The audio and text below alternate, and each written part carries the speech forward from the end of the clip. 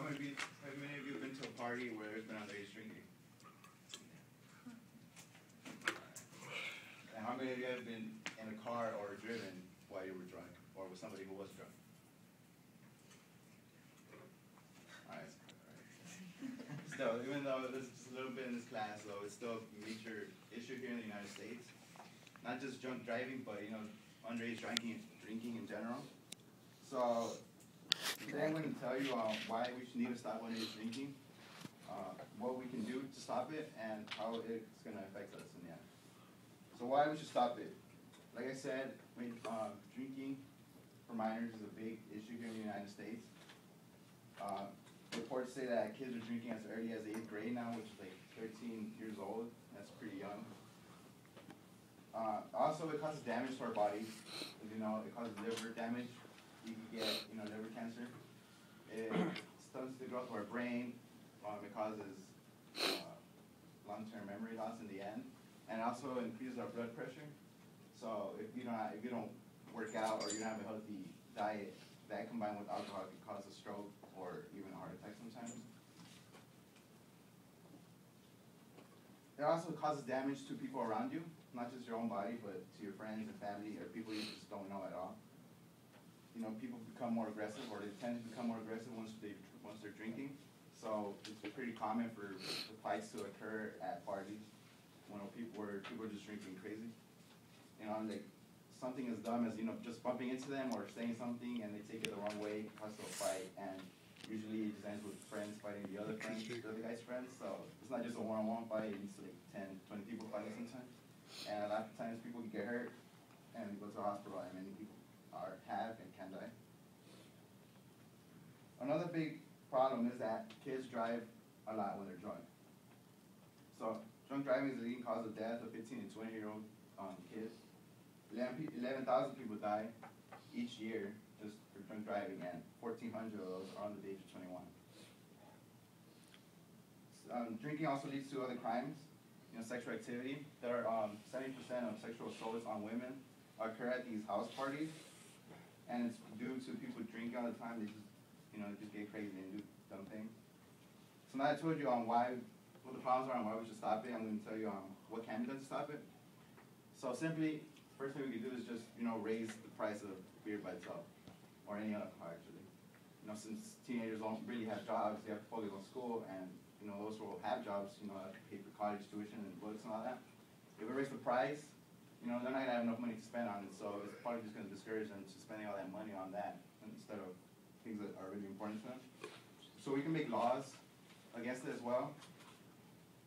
There's no law here in California saying against the consumption of alcohol by minors. There's only laws against purchasing and possessing it. So if you've ever to a party that's been raided by cops, you usually don't get in trouble. They just call it your parents and they pick you up because you can't really do anything about it. All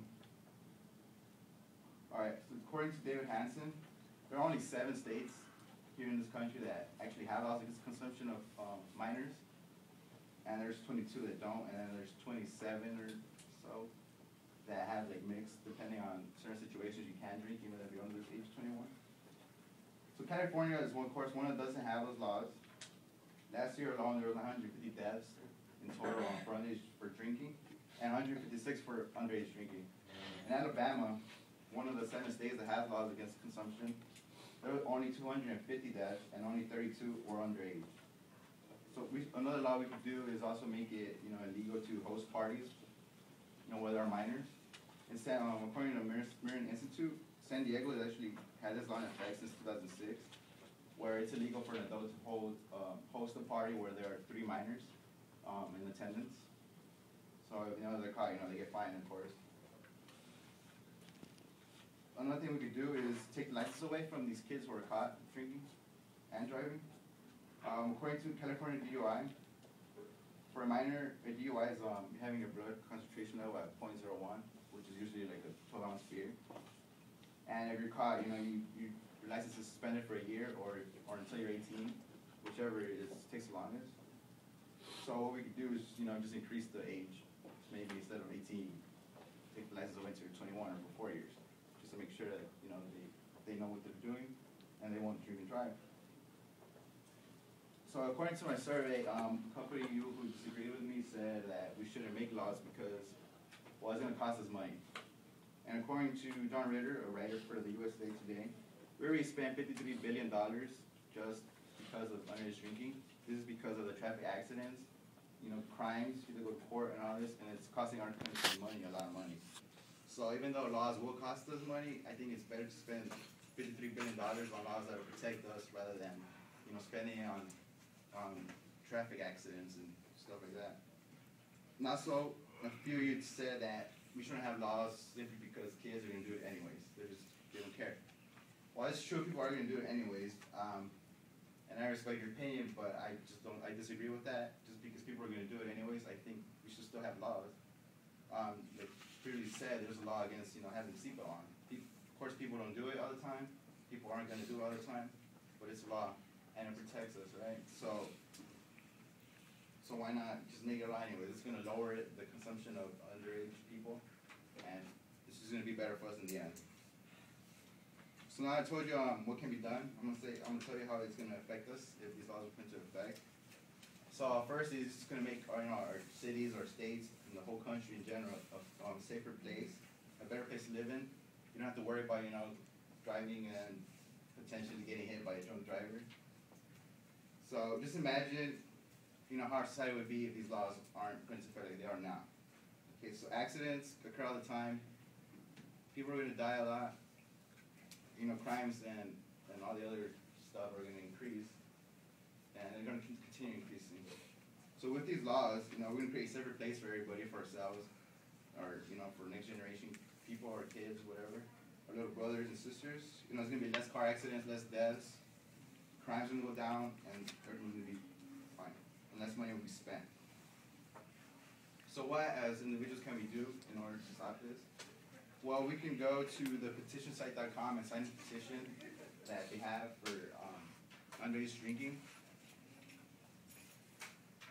And so I think they need like 30,000 signatures, and they only have like 1,000 or something.